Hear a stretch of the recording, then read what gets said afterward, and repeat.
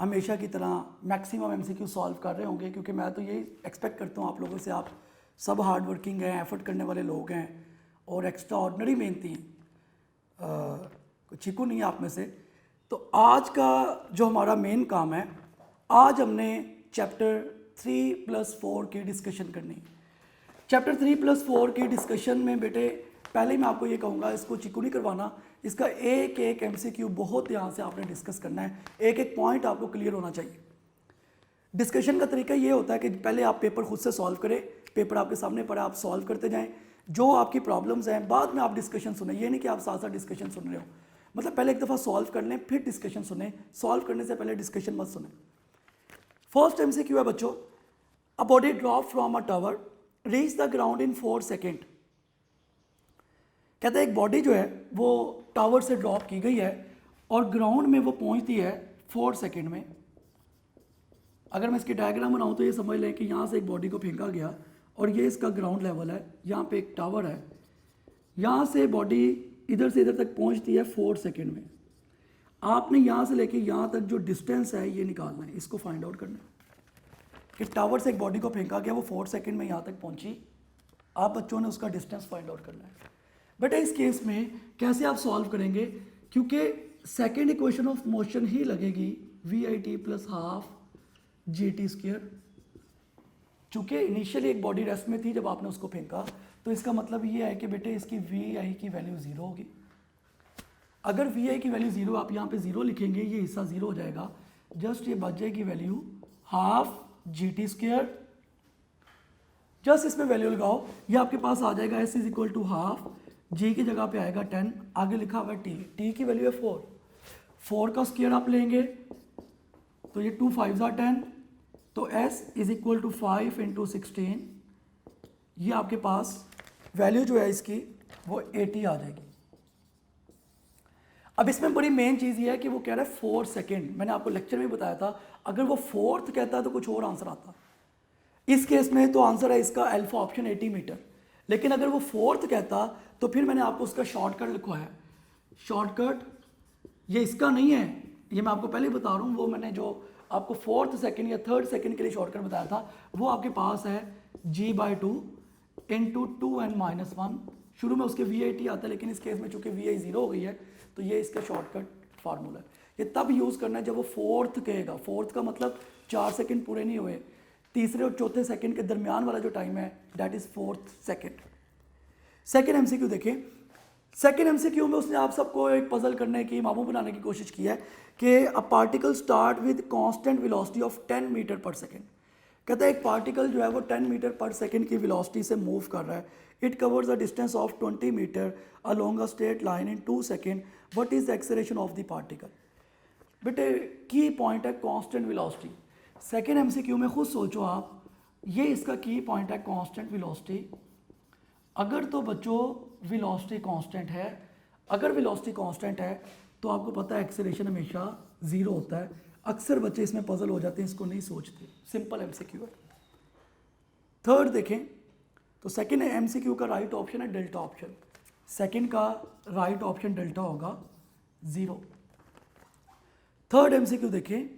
Third में वो कह रहा है कि an aeroplane is flying horizontally at a velocity v।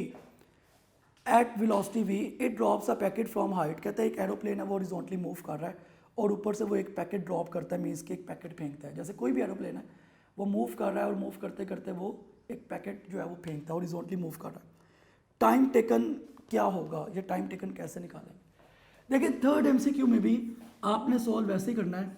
S = VIT + half AT², ये जनरल फार्मूला। आप S को एज कह लें, या आपके पास हो जाएगा VIT + हाफ GT²। चूँकि बेटे इनिशियल वेलोसिटी 0 है। देखिए यहाँ पे बड़ी क्लियर बात है कि एक एरोप्लेन जब मूव कर रहा है तो हम जो भी उसकी, देखिए इनिशियल गिवन नहीं है, जब भी कोई एरोप्लेन मूव कर रहा होता है तो आप उसकी इनिशियल वेलोसिटी इस तरह के केसेस में 0 ही कंसीडर करते हैं, क्योंकि जब वो ऊपर से पैकेट फेंक रहा है, जब उसने स्टार्ट किया था वो उसकी इनिशियल वेलोसिटी 0 थी। जब आप VI की जगह 0 लिखोगे तो ये बन जाएगा H = हाफ GT²। 2 इधर डिवाइड हो रहा है, इधर आके मल्टीप्लाई होगा, ये हो जाएगा 2h is equal to g t square. अगर आप टी स्क्वेयर की वैल्यू निकालेंगे तो जी इधर मल्टीप्लाई हो रहा है, इधर आके डिवाइड हो जाएगा, ये आपके पास वैल्यू आ जाएगी 2h ओवर जी। अगर आप दोनों तरफ स्क्वायर रूट लेते हैं तो ये आपके पास वैल्यू होगी t is equal to 2h over g total का स्क्वायर रूट। तो ये थर्ड एमसीक्यू का राइट ऑप्शन बन रहा है जी, अल्फा ऑप्शन, जो कि मैंने आपको सॉल्व करके भी दिखा दिया। फोर्थ एमसीक्यू में वो कह रहा है cricket ball is hit so that it travel up in air and it can acquires 3 second to reach the maximum height. कहता है क्रिकेट बॉल को आपने थ्रो किया फोर्थ एमसीक्यू में, कहता है क्रिकेट बॉल को फेंका और वो अपनी मैक्सिमम हाइट के ऊपर 3 सेकेंड में पहुंच गई, उसकी इनिशियल वेलोसिटी बताएं। जैसे क्रिकेट बॉल को मैंने फेंका, ये ग्राउंड है, अर्थ लेवल है, मैं यहाँ से क्रिकेट बॉल को फेंक रहा हूँ, ये अपनी मैक्सिमम हाइट पे पहुँच गई और इसको मैक्सिमम हाइट पे पहुँचने के लिए 3 सेकेंड लगे। कहता है क्रिकेट बॉल अपनी मैक्सिमम हाइट पे 3 सेकेंड में पहुँच गई, आपने जो है वो उसकी इनिशियल वेलोसिटी बतानी कि किस वेलोसिटी से इसको फेंका गया। ये डाटा है कि क्रिकेट बॉल मैक्सिमम हाइट पे पहुंच गई, 3 सेकंड में आप उसकी इनिशियल वेलोसिटी बताएं। देखो बच्चे, जब वो अपनी मैक्सिमम हाइट पे पहुंच गई, इसका मतलब उसकी फाइनल वेलोसिटी 0 हो गई, क्योंकि जब भी कोई बॉडी, जैसे मैं इसको थ्रो करता हूँ एक 1 डायमेंशन में, जब ये बॉडी अपवर्ड जाएगी हाईएस्ट पॉइंट के ऊपर, ये बॉडी रुक जाएगी, जब ये रुकेगी तो इसकी फाइनल वेलोसिटी 0 हो जाएगी। तो ये इसमें की पॉइंट है कि इसकी फाइनल वेलोसिटी जो है वो 0 है। सॉल्व इसको कैसे करेंगे, देखिए first equation of motion v f is equal to v i minus g t. Minus sign हमेशा तब यूज़ करते हैं जब बॉडी ग्रेविटी के अगेंस्ट जाती है। चूंकि क्रिकेट बॉल अपवर्ड जा रही है तो बॉडी ग्रेविटी के अगेंस्ट है, तो आप नेगेटिव साइन यूज़ करेंगे। अब इसमें वैल्यूज लगा दो, देखो वी एफ की जगह आएगा 0, वी आई आपने फाइंड आउट करनी है, माइनस जे की वैल्यू 10, टी की वैल्यू 3, ये माइनस 30 इधर माइनस के इधर आगे प्लस हो जाएगा, तो वी आई की वैल्यू बेटे आपके पास 30 मीटर पर सेकेंड आ जाएगी। तो इसका जो राइट ऑप्शन आपके पास बन रहा है वो चार्ली ऑप्शन है, 29.4 यानी कि 30। चूँकि हम यहाँ पे वैल्यू 10 ले रहे हैं, उसने 9.8 से सॉल्व किया हुआ है। तो फोर्थ एमसीक्यू का जो राइट ऑप्शन है बच्चों वो चार्ली ऑप्शन है, जो कि मैंने आपको भी सॉल्व करके दिखाया। फिफ्थ एमसीक्यू देखिए, time taken by the projectile to reach its maximum height. Maximum height पे अगर एक प्रोजेक्टाइल पहुंचता है तो उसका क्या टाइम, उस टाइम की क्या वैल्यू होगी। ये एमसीक्यू नंबर 5 है। देखिए अगर एक प्रोजेक्टाइल मैक्सिमम हाइट पे पहुंचता है, जैसे सपोज कर लें ये एक प्रोजेक्टाइल यहाँ पे पहुंच गया मैक्सिमम हाइट के ऊपर, ओवरऑल यहाँ से लेके यहाँ तक जो टोटल टाइम है वो आपको पता है वो होता है 2vi sine theta over g, total time यहाँ से लेके यहाँ तक का। लेकिन वो मैक्सिमम हाइट का पूछ रहा है। देखो मैक्सिमम हाइट का मतलब हाफ इस तरफ वैल्यू जाएगी, हाफ इस तरफ। मैक्सिमम हाइट का मतलब आप हाफ कर लें। जब आप मैक्सिमम हाइट की बात करेंगे तो ये टाइम की वैल्यू भी हाफ हो जाएगी। आप इसको हाफ कैसे करेंगे, देखें ये टाइम का फार्मूला है 2vi साइन थीटा ओवर जी, इसको आप 2 पे डिवाइड कर देंगे, ये 2 इससे कैंसिल आउट हो जाएगा, तो आपके पास सिंपली वैल्यू आ जाएगी vi sine theta divided by g. ये मैक्सिमम हाइट पे पहुंचने का टाइम है, जो कि मैंने आप लोगों के सामने लिखा है कि आप इसको किस तरह फाइंड आउट कर सकते हैं, ये कैसे सॉल्व कर सकते हैं। इसका राइट ऑप्शन बन रहा है beta option. So fifth MCQ का राइट ऑप्शन है बेटे बीटा ऑप्शन। नेक्स्ट एमसीक्यू देखें, एमसीक्यू नंबर 6। एमसीक्यू नंबर 6 में वो क्या कह रहा है, ये एमसीक्यू नंबर 6 में आपके पास क्या डाटा मौजूद है। एमसीक्यू नंबर 6 में देखें, एमसीक्यू नंबर 6 में उसने आपको एक डायग्राम बना के दी हुई है। देखिए ये बड़ी सिंपल सी बात है, मैंने इस तरह के लेक्चर में भी आपको एमसीक्यू समझाए हैं और समझाने की कोशिश की है। मैं यहाँ पे डायग्राम बना देता हूँ, ये देखें इस तरह से।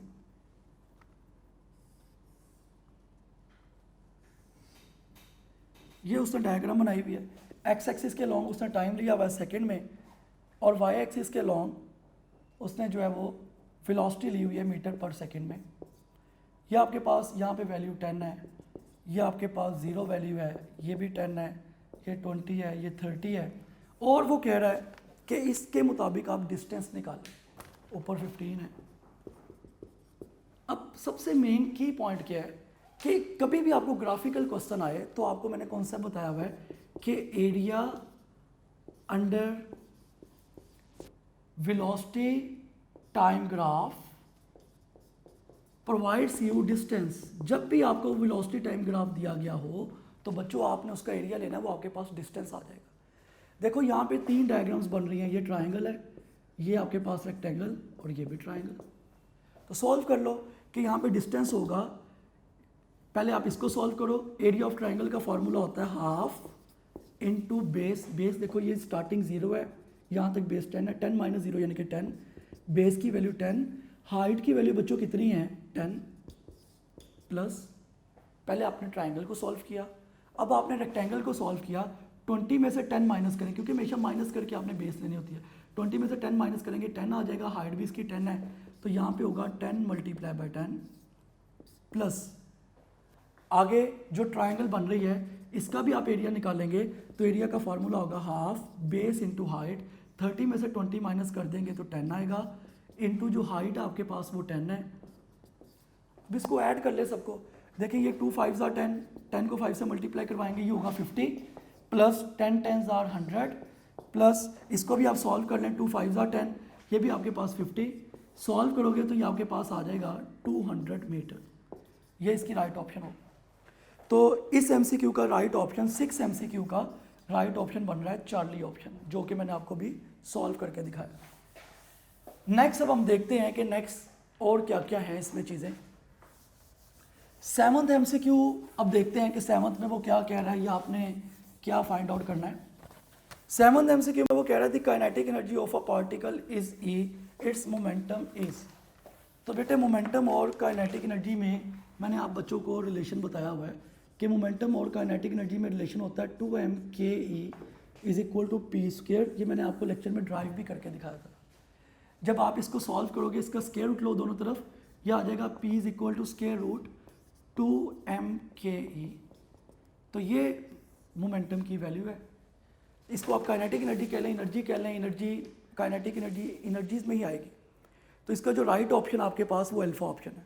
तो 7th का इसका मतलब जो राइट ऑप्शन बना वो alpha is right option. 8 MCQ देखें। 8 एमसीक्यू में वो कह रहा है कि 2 bodies with kinetic energy the ratio of 4:1 moving with equal linear momentum, momentum equal है। अब कॉन्सेप्ट क्या है, मैंने आपको ये कल भी बताया था कि फार्मूला यही है 2m/k is equal to p square. अब वो कह रहा है मोमेंटम इक्वल है, मीन्स के मोमेंटम सेम है। अगर मोमेंटम सेम है, कांस्टेंट है, 2 ऑलरेडी कांस्टेंट है, इसका मतलब मैस और काइनेटिक एनर्जी मल्टीप्लाई हो रहे हैं। जब दो चीज़ें मल्टीप्लाई होते हैं वो इन्वर्सली प्रोपोर्शनल होते हैं। आप इसको लिख सकते हैं mass is inversely proportional to kinetic energy. अब देखो आपने क्या निकालना है इस केस में, आप लोगों ने मैसेस की रेशो निकालनी है। तो ये रेशो ऐसे बनेगी m1/m2 is equal to kinetic energy 2 over kinetic energy 1, क्योंकि इन्वर्सली प्रोपोर्शनल में सेम रेशियोज नहीं होती, डिफरेंट रेशियोज होती हैं। जब आप इसको सॉल्व करते हैं तो इस तरह से आएगा m1/m2 is equal to kinetic energy of 2। इस चीज़ का ख्याल रखना, ऊपर सेकंड काइनेटिक एनर्जी, नीचे फर्स्ट काइनेटिक एनर्जी 1 है, सेकंड 4 है, तो 4:1। तो इसका आंसर होगा आपके पास 4:1। तो राइट ऑप्शन 8 एमसीक्यू का राइट ऑप्शन आपके पास हुआ बच्चों डेल्टा ऑप्शन। 9 एमसीक्यू देखे। If distance is plotted against x axis and kinetic energy against y axis. 9 MCQ में वो क्या कह रहा है, आप इस तरह से ग्राफ बना लें। वो कहता है काइनेटिक एनर्जी को आप लें वाई एक्सिस के लॉन्ग, काइनेटिक एनर्जी को वाई एक्सिस के लॉन्ग, और डिस्टेंस को जो है ना वो आप लें एक्स एक्सिस के लॉन्ग। यहाँ पे आपके पास डिस्टेंस है, तो आपके पास क्या वैल्यू होती है। कोई भी एक ग्राफ मैं बना रहा हूँ, ज़रूरी नहीं कोई ग्राफ आप बनाए, मैं वैसे ही इसको बता रहा हूँ।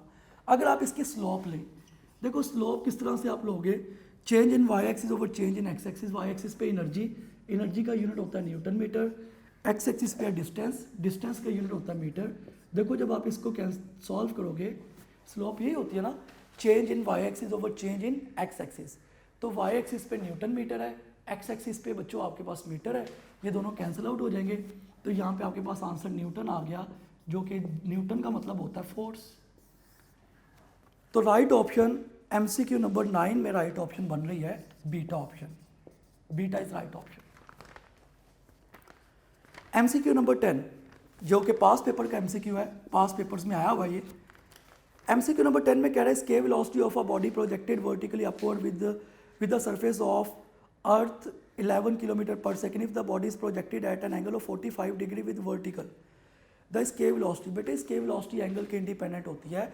स्केल वेलोसिटी का यही फार्मूला होता है स्केल रूट GM/R।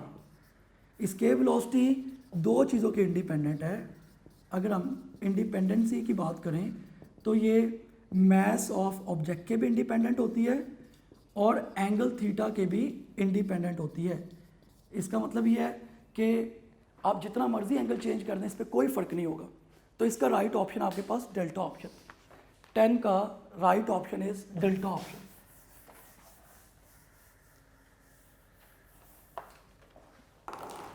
तो 10 का जो बेटे आपके पास राइट ऑप्शन होगा वो डेल्टा ऑप्शन होगा। उसके बाद 11 में देखिए, 11 में वो आपको कह रहा है कि पावर फाइंड आउट करें। 11 MCQ में पावर का फार्मूला होता है P = W/T। उसने आपको एनर्जी भी दी हुई है और उसने आपको टाइम भी दिया हुआ है। तो एनर्जी आपके पास 500 जूल्स और टाइम आपके पास है 2 सेकेंड। सॉल्व करो, पावर आपके पास 250 वाट आ जाएगी। ये आपके पास पावर का आंसर आ गया। उसके बाद देखें, उसके बाद सेम वही MCQ जिससे मैंने आपको पहले बताया कि मोमेंटम और काइनेटिक एनर्जी में क्या रिलेशन होता है। तो 12 MCQ का अल्फा ऑप्शन, यही वाला उस पर आपने 12 MCQ पे फार्मूला लगाना है। 12 MCQ का अल्फा ऑप्शन ये भी हमने सॉल्व किया है, उसी फॉर्मेट पे ये सॉल्व होगा। 13 देखें, if the distance travelled by a body falling from rest in the first second and third second are in the ratio of. वो कहता है कि डिस्टेंसेस निकालें first second and third second के लिए। पहले फर्स्ट सेकंड के लिए, फिर सेकंड सेकंड के लिए, फिर थर्ड सेकंड के लिए, फिर उसकी रेशो बताएं। ये एक अच्छा MCQ है 13। इसको देखिए अब हम सॉल्व कैसे करते हैं। देखिए मैंने आपको शॉर्टकट फार्मूला बताया हुआ है G/2 × 2n-1, क्योंकि VI 0 होती है जब आप किसी बॉडी को इस तरह से फेंकते हैं कि बॉडी इनिशियली रेस्ट में।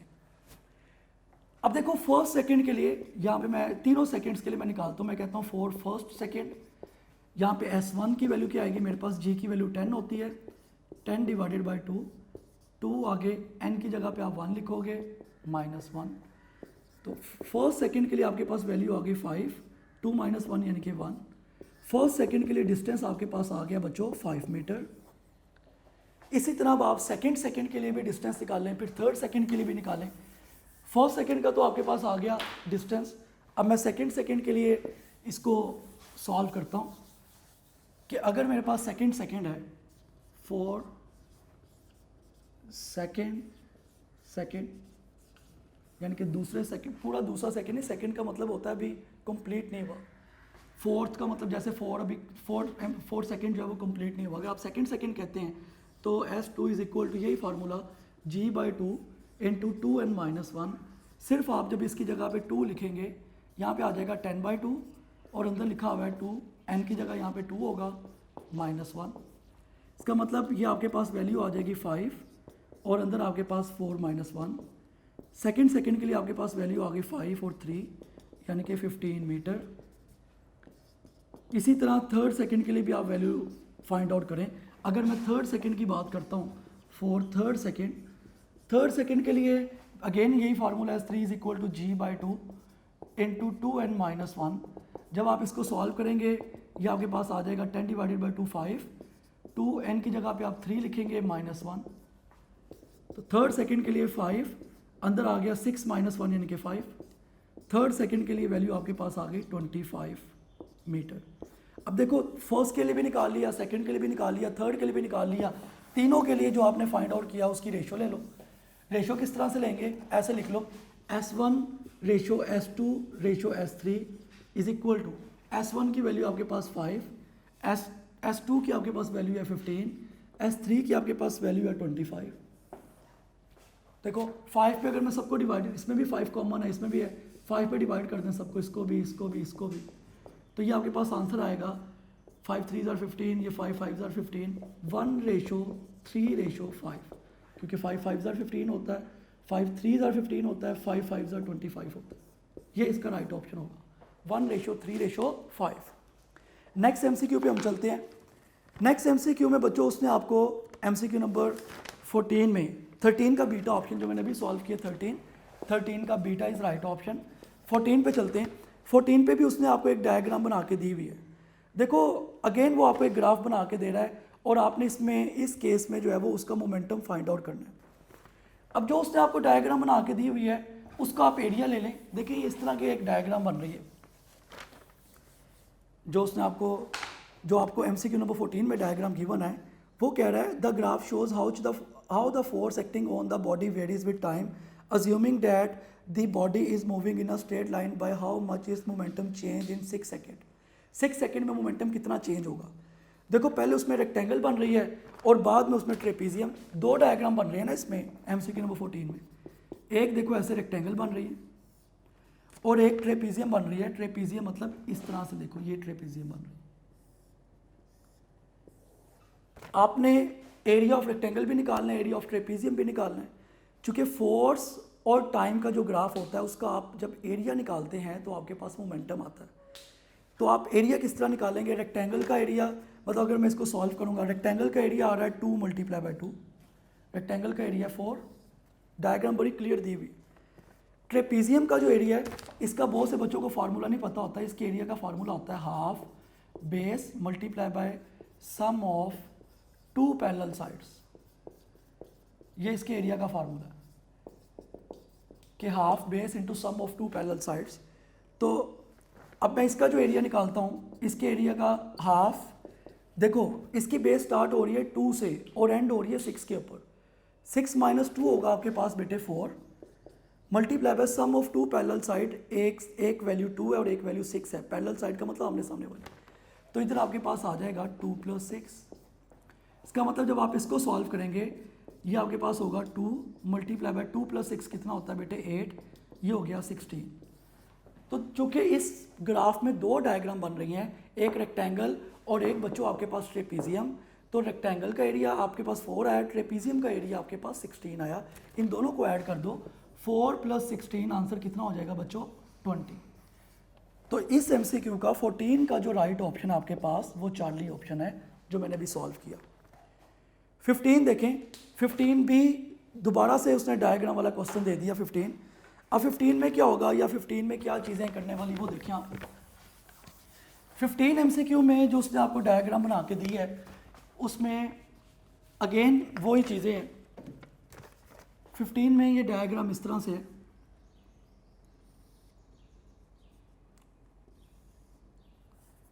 ये वैल्यू 3 है, ये वैल्यू 4, ये वैल्यू 5, ये वैल्यू 6, यहाँ पे वैल्यू 1 है, यहाँ पे वैल्यू 2 है और ये आपके पास वैल्यू 3 है।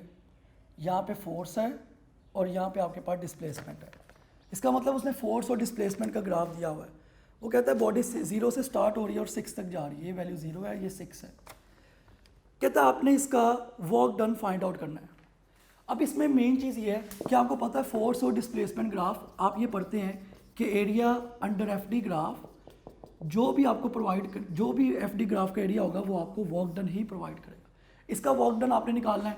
देखो ये रेक्टेंगल है, इसका एरिया अलहदा निकाल लो और इसका एरिया अलहदा निकाल लो। रेक्टेंगल का एरिया आपके पास होगा, अगर मैंने यहाँ पे वर्क निकालना है, इसका एरिया देखो इसकी बेस 3 पे ख़त्म हो रही है। इसका एरिया क्या होगा बेस इंटू हाइट। बेस 3 है, हाइट 3 है, तो 3 × 3 प्लस ये आपके पास ट्रायंगल बन रही है। इसका एरिया कैसे निकालोगे, बेस है स्टार्ट हो रही है 3 से एंड हो रही है 6 पे, तो 6 - 3 कितना होगा 3। इसके एरिया का फार्मूला होता है हाफ इंटू बेस, यहाँ से लेके 6 में से 3 माइनस करोगे तो 6 आ जाएगा। और हाइट आपके पास कितनी है बच्चों इसकी 3 है। सॉल्व कर लो, ये आ गया 9 + 9 / 2। 9 को 2 पे डिवाइड करोगे 4.5, तो 9 + 4.5 ये आपके पास हो जाएगा 13.5। 9 + 4.5 इसका जो राइट ऑप्शन होगा वो 13.5 जॉल्स होगा। तो ये इसका राइट ऑप्शन जो बन रहा है वो बेटे आपके पास 15 का राइट ऑप्शन चार्ली है। 15 का राइट ऑप्शन चार्ली। 16 MCQ देखें, वो भी एक डायग्राम है जो कि मैं बोर्ड पे बना रहा हूँ। 16 MCQ में आपको क्या वैल्यूज़ गिवन है। 16 MCQ में ऐसे उसने एक आपको ग्राफ बना के दिया हुआ है।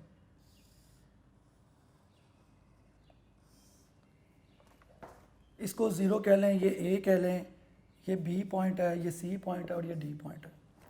अब वो कहता है द डिस्प्लेसमेंट टाइम ग्राफ, ये डिस्प्लेसमेंट टाइम ग्राफ उसने आपको दिया हुआ है। Displacement time graph for a particle moving in a straight line is shown below the acceleration of the particle during the interval. ये डिस्प्लेसमेंट टाइम ग्राफ दिया हुआ है और वो आप बच्चों को ये कह रहा है कि आप एक्सेलरेशन बताएं, एक्सेलरेशन क्या होगा। तो बेटे सिंपल सी बात है, rate of change in velocity is called acceleration. Displacement time graph से आपको देखें, आपको पता है वेलोसिटी होती है rate of change in displacement, acceleration होता है rate of change in velocity. तो इस ग्राफ से तो आपको वेलोसिटी मिलेगी, आप वेलोसिटी से बता देंगे कि आंसर क्या आ रहा है, क्योंकि वेलोसिटी में चेंज है तो एक्सेलरेशन है, वरना नहीं है। देखो 0 से लेके ए तक ये यूनिफॉर्म वेलोसिटी है, एक जैसी। 0 से लेके ए तक बॉडी में एक जैसा चेंज आया, कोई वेरिएशन नहीं है, एक जैसा चेंज है। इसका मतलब यहाँ से लेके यहाँ तक बॉडी की वेलोसिटी जो है वो यूनिफॉर्म है।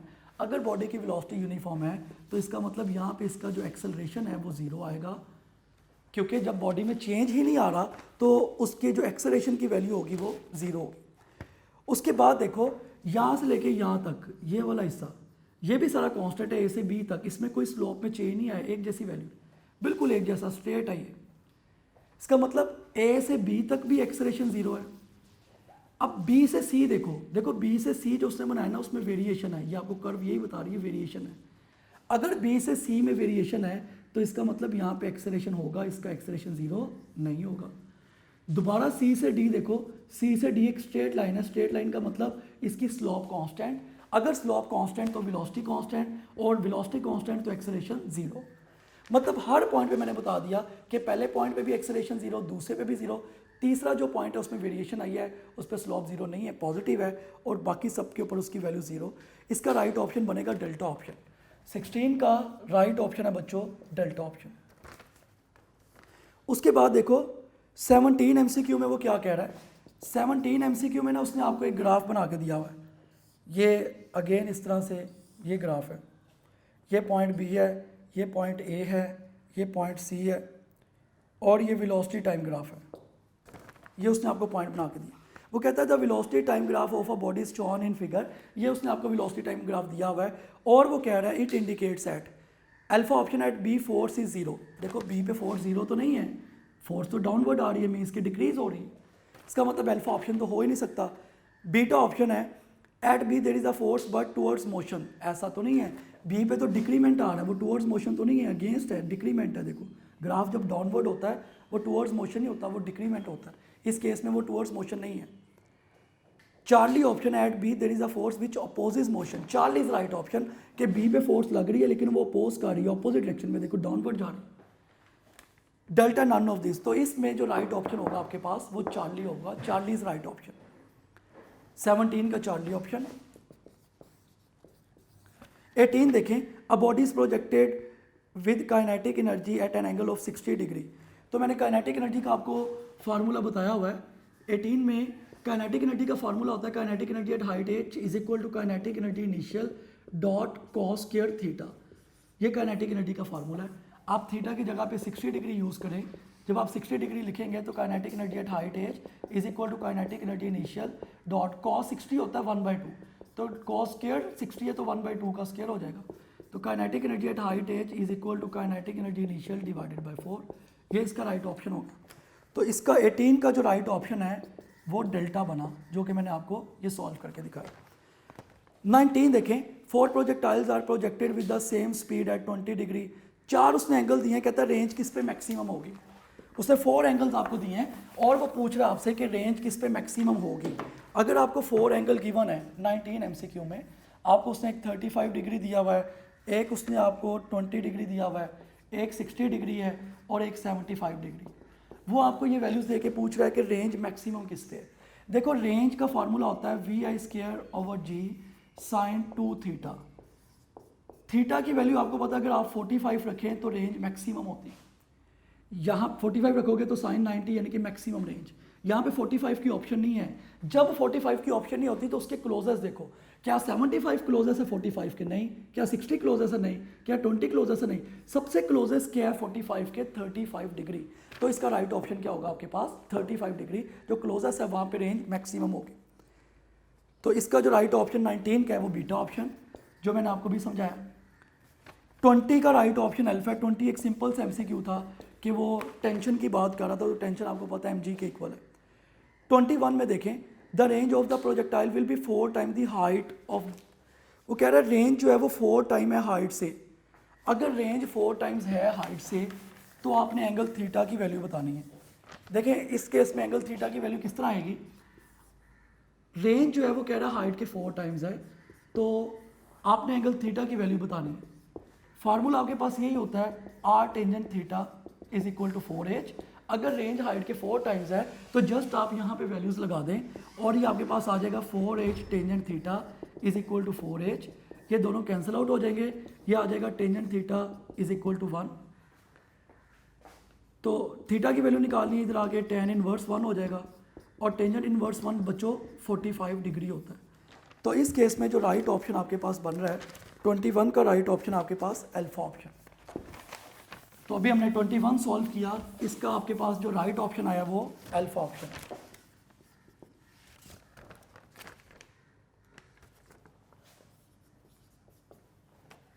ये 21 एमसीक्यू था जिसको मैंने आपको भी सॉल्व करके दिखाया। नेक्स्ट देखिए, इसको बड़े खुश होकर सॉल्व करना है एमसीक्यूज को। अगर आप डर के परेशानी होके करेंगे तो परेशान होके करेंगे आप कभी भी नहीं कर सकेंगे। इसको रिलैक्स होके करें, परेशानी नहीं लेनी, लेकिन रिस्पॉन्सिबल होके करें आप कि आपके पेपर आपने करना ही है। चिल होके करेंगे, इजी रहेंगे। डर जाओगे बच्चों तो फिर ये आपसे नहीं सॉल्व होता। थोड़ा हौसला बुलंद रखना, आप कर सकते हैं, क्यों नहीं कर सकते। 22 देखें, 22 एमसीक्यू में वो कह रहा है a car weighting 1 ton is moving twice as fast as another car with 2 ton. तो इसी तरह का मैंने मिलता जुलता भी आपको एमसीक्यू कराया था। ये कहता है एक गाड़ी है उसका मैस है 1 टन और जो दूसरी गाड़ी है उसका मैस है जी 2 टन्स, लेकिन जो 1 टन वाला है उसकी वेलोसिटी जो है वो डबल है। 1 टन वाले की वेलोसिटी v1 कह लो, ये डबल है दूसरे वाली कार से। तो जाहिर सी बात है जब आप फार्मूला काइनेटिक एनर्जी का यूज़ करते हैं, काइनेटिक एनर्जी मैस की भी डायरेक्टली प्रोपोर्शनल और v स्क्वायर की भी डायरेक्टली प्रोपोर्शनल। देखो वेलोसिटी किसकी ज़्यादा है, जाहिर सी बात है पहले वाली कार की ज़्यादा है। बेशक उसका मैस कम है लेकिन वेलोसिटी का स्क्वायर है, तो 2 का स्क्वायर 4 हो जाएगा। तो पहले वाले मैस की वेलोसिटी ज़्यादा होने की वजह से, क्योंकि 2 का स्क्वायर 4 एक बड़ी वैल्यू आएगी, पहले वाले मैस की काइनेटिक एनर्जी ज़्यादा होगी। नेक्स्ट देखिए 23 एक अच्छा एमसीक्यू है। 23 में 22 जो मैंने आपको भी सॉल्व करवाया है, इसका राइट ऑप्शन आपके पास बना चार्ली ऑप्शन। 23 देखें, 23 में वो क्या कह रहा है, 23 में उसने आपको फोर्स दी हुई है और फोर्स की वैल्यू है 5 + 3x न्यूटन। ये उसने आपको फोर्स की वैल्यू दी है। ये इंटीग्रेशन से भी हो सकता है सॉल्व, लेकिन मैं आपको आसान तरीके से करवाता हूँ। और मैस है 20 kg, displacement x is equal to 2, 2x is equal to 6 metre. Mass है जी आपके पास 20 kg, आपने वर्क डन निकालना है कि वर्क की वैल्यू क्या हो। देखिए इस तरह के एमसीक्यूज को सॉल्व कैसे करते हैं। पहले तो देखो इसमें x आ रहा है, x, तो आपने वर्क निकालना है। वर्क का फार्मूला ही होता है W = F.D F.x। देखो x की वैल्यू मैं किस तरह से निकालूंगा, ये x1 कह लो, इसको आप x2 कह लो। x की वैल्यू कैसे आएगी, 6 में से 2 आप निकाल दें तो x की वैल्यू 4 आ जाएगी। यही होगा ना आपके पास। अब आपने वर्क निकालना है। वर्क का फार्मूला होता है F.D, F की वैल्यू 5 + 3x, ये आएगा 5 + 3। जब आप इसको सॉल्व करेंगे तो ये वैल्यू आपके पास होगी 5 + 3। x की वैल्यू मैंने भी निकाली 4, ये तो आ गई आपके पास फोर्स। उसके बाद डॉट प्रोडक्ट लेना है डिस्प्लेसमेंट से, तो डिस्प्लेसमेंट कितना है हमारे पास 4। तो बड़ा सिंपल सा मैंने करके बताया, 5 + 12 और बाहर लिखा हुआ है 4। 5 + 12 होता है 17, 17 को आप 4 से मल्टीप्लाई करवा दें तो ये आपके पास वैल्यू जो है वो 68 आ जाएगी जूल्स। तो सिंपल है, W = F.D आपने यूज़ किया, उसमें वैल्यूज़ लगा दो। इसका राइट ऑप्शन बना आपके पास चार्ली ऑप्शन 68। तो 23 का Charlie option is right option. 24 देखें, बार बार वही काइनेटिक एनर्जी और मोमेंटम का इसका चार्ली ऑप्शन 2mk = p²। मैं पहले भी ये डिस्कस कर चुका हूँ आपसे। 25 पास पेपर्स के एमसीक्यूज का है। 25 में वो क्या कह रहा है, 25 में उसने आपको जो वैल्यूज़ दी हुई हैं, 25 में वो कह रहा है body of mass 2 kg projected vertically upward with the velocity 2 metre per second, the kinetic energies. 25 तो खैर बहुत सिंपल है। नेक्स्ट एमसीक्यूज में एक पास पेपर का है एमसीक्यू। 25 में आपने काइनेटिक एनर्जी का फार्मूला लगाना है, ½ mv²। तो इसमें सिर्फ आप m और v की वैल्यू लगा दें तो इसका जो आंसर आपके पास वो 4 इसकी वैल्यू आ जाएगी, बीटा ऑप्शन। बहुत सिंपल है 25 का बीटा ऑप्शन। उसके बाद 26 देखें। 26 में वो कह रहा है how much work be done by a force, how much work be done by a force on 50 kg body in order to accelerate it from rest to 20 metre per second in 10 second. इसमें आपने work का formula लगाना है। 26 में work का formula आपके पास होगा half m v f square minus v i square. तो जस्ट वैल्यूज लगा दो, हाफ इनटू मैथ की जो आपको वैल्यू गिवन है वो 2 है और वी एफ की आपके पास वैल्यू है, जो आपके पास मैथ की इसमें आपको वैल्यू गिवन है वो 50 है और वी एफ की जो आपके पास वैल्यू है वो 20 है और वी आई की वैल्यू 0 है क्योंकि वो रेस्ट से स्टार्ट हुआ, बस टाइम उसने आपको वैसे दिया हुआ है। इसको सॉल्व कर लो, ये 25 आएगा, 25 मल्टीप्लाई बाय 400, तो ये आपके पास जो इसका राइट ऑप्शन बनेगा वो 25 को जब आप 4 से मल्टीप्लाई करते हैं तो ये आपके पास 1000 जूल्स इसकी वैल्यू आ जाती है, 10,000 जूल्स यानी कि 10 raised to power 4। तो इसका जो राइट ऑप्शन 25 का बन रहा है, 26 का जो बन रहा है राइट ऑप्शन जो हमने भी सॉल्व किया, 26 का राइट ऑप्शन आपके पास 26 का राइट ऑप्शन है जी चार्ली ऑप्शन। 27 एमसीक्यू को अब देखते हैं हम कि 27 एमसीक्यू में आपके पास क्या चीज़ें हैं। ये 27 एमसीक्यू में आपने क्या सॉल्व करना है। 27 एमसीक्यू में वो कह रहा है कि a 10 kg object collide with a stationary 5 kg object. एक 10 kg ऑब्जेक्ट है वो कोलाइड कर रहा है with a stationary 5 kg object के साथ। इसका मतलब ये है कि 10 kg का एक शख्स है वो कोलाइड ऑब्जेक्ट है वो कोलाइड कर रहा है एक स्टेशनरी ऑब्जेक्ट के साथ जो कि स्टेशनरी था। उसके बाद वो कहता है कि and after collision they stick together, मतलब ये समझ लो ये 10 kg है, उसके बाद ये 5 kg है, इसकी वेलोसिटी 0 है, ये इसे जाके हिट होता है। जब ये इसे जाके हिट होगा, हिट होने के बाद ये इसके साथ चिपक जाएगा, स्टिक हो जाएगा। स्टिक होने का मतलब चिपक जाना। तो ये जिस वेलोसिटी से कोलाइड किया इसकी वेलोसिटी निकालें, वो ये पूछ रहा है आपसे कि किस वेलोसिटी से ये कोलाइड करेगा। तो फार्मूला ये है बेटे, m1v1 plus m2v2 is equal to m1v1 dash plus m2v2 dash. m1v1 यानी कि m1 की वैल्यू है 10, वेलोसिटी आपने निकालनी है, प्लस ये रेस्ट में था इनिशियल वेलोसिटी 0। उसके बाद ये जब आपस में स्टिक हो गए, स्टिक होने का मतलब होता है इनके मैसेज को ऐड कर दें m1 प्लस m2 और इनकी आपके पास वो वेलोसिटी आ जाएगी। अब देखो 10v इज इक्वल टू, एक मैस आपके पास 10 है, एक मैस आपके पास 5 है और जो वेलोसिटी है वो 4 है। मैंने इन दोनों के मैसेज को ऐड इस वजह से किया क्योंकि जब ये आपस में चिपक जाते हैं तो एक ही वेलोसिटी से मूव कर रहे होते हैं, मतलब इनकी कॉमन वेलोसिटी होती है, मैसेज ऐड हो जाते हैं। ये आपके पास आ जाएगा 10v is equal to 15 multiply by 4, तो 10v इज इक्वल टू 60। यहाँ से आप v की वैल्यू निकाल लो, वो आपके पास 6 मीटर पर सेकेंड इसकी वैल्यू होगी। तो ये वाला MCQ नंबर जो हमने अभी डिस्कस किया है, ये वाला MCQ है जी 27 और इसका जो राइट ऑप्शन है वो अल्फा ऑप्शन है जो मैंने आपको सॉल्व करवाया। नेक्स्ट है 28 MCQ। 28 MCQ में 27 का मैंने आपको भी सॉल्व करवा दिया कि 27 का जो राइट ऑप्शन है वो अल्फा ऑप्शन है। 28 में वो क्या कह रहा है, ये 28 का क्या है, 28 में कहता है पार्टिकल ऑफ मास है moving with velocity in a circular motion, the distance and displacement of the mass when it completes 2 revolution. एक पार्टिकल ने सर्कुलर पाथ में 2 रेवोल्यूशन कंप्लीट किए। एक रेवोल्यूशन 2 करे, 10 करे, 20 करे, हमेशा डिस्प्लेसमेंट 0 होता है। जब भी कंप्लीट रेवोल्यूशन हो जाती है 10 होंगी तो डिस्प्लेसमेंट 0। डिस्टेंस कितना होगा, एक रेवोल्यूशन का डिस्टेंस होता है 2πr, 2 रेवोल्यूशन थी तो 2πr को 2 से मल्टीप्लाई कर दो तो डिस्टेंस कितना होगा इसका बेटे 4πr। तो राइट ऑप्शन इसकी होगी कि डिस्प्लेसमेंट 0 और डिस्टेंस 4πr, यानी कि अल्फा इज राइट ऑप्शन क्योंकि वो डिस्प्लेसमेंट और डिस्टेंस दोनों का पूछ रहा है, द डिस्टेंस एंड डिस्प्लेसमेंट। तो डिस्टेंस 4πr और डिस्प्लेसमेंट 0। नेक्स्ट देखें 29, the range of the projectile will be 4 times. ये आपको पता है ये सिंपल सा है, 45 डिग्री के ऊपर जो मैंने शॉर्टकट लिखवाया है, R tangent theta is equal to 4h। Last MCQ देखें, the force of 10 newton give an acceleration of 4 metre per second to an object, the force required. देखिए 2 तरह की फोर्सेस गिवन है और एक एक्सलेशन गिवन है, दूसरा आपने निकालना है।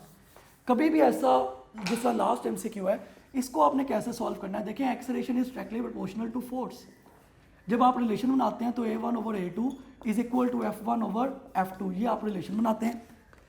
पहली जो आपको फोर्स गिवन है वो 12 है और जो फर्स्ट एक्सेलरेशन आपके पास वो 4 है।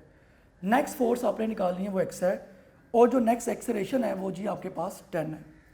अब इसको सॉल्व कर लो, क्रॉस मल्टीप्लाई, इसको इससे मल्टीप्लाई कर दो, इसको इससे मल्टीप्लाई, या ऐसे कर लो, 4 1s are 4, 4 3s are 12, x 1 से मल्टीप्लाई होगा तो x इज इक्वल टू 30, ये आपके पास वैल्यू आ जाएगी।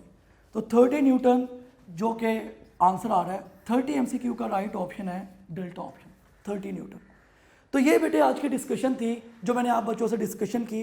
उम्मीद करता हूँ आप लोगों ने इसको अच्छी तरह से समझा होगा, लेकिन अगेन मैं यही कहूँगा कि पहले खुद से सॉल्व किया करें, फिर आप डिस्कशन जो है उसको आप किया करें। उसके बगैर मतलब ये पॉसिबल नहीं है कि आप इसको एक्टिवली कर लें। तो इंशाल्लाह ताला नेक्स्ट लेक्चर में अब हमने जो आपका कल होगा लेक्चर, उसमें हम नेक्स्ट जो डिस्कशन है उसको देखेंगे। तो तब तक अपनी प्रैक्टिस जारी रखें और कॉन्फिडेंट रहें। तब तक बच्चों स्टे ब्लेस्ड, अल्लाह हाफिज़।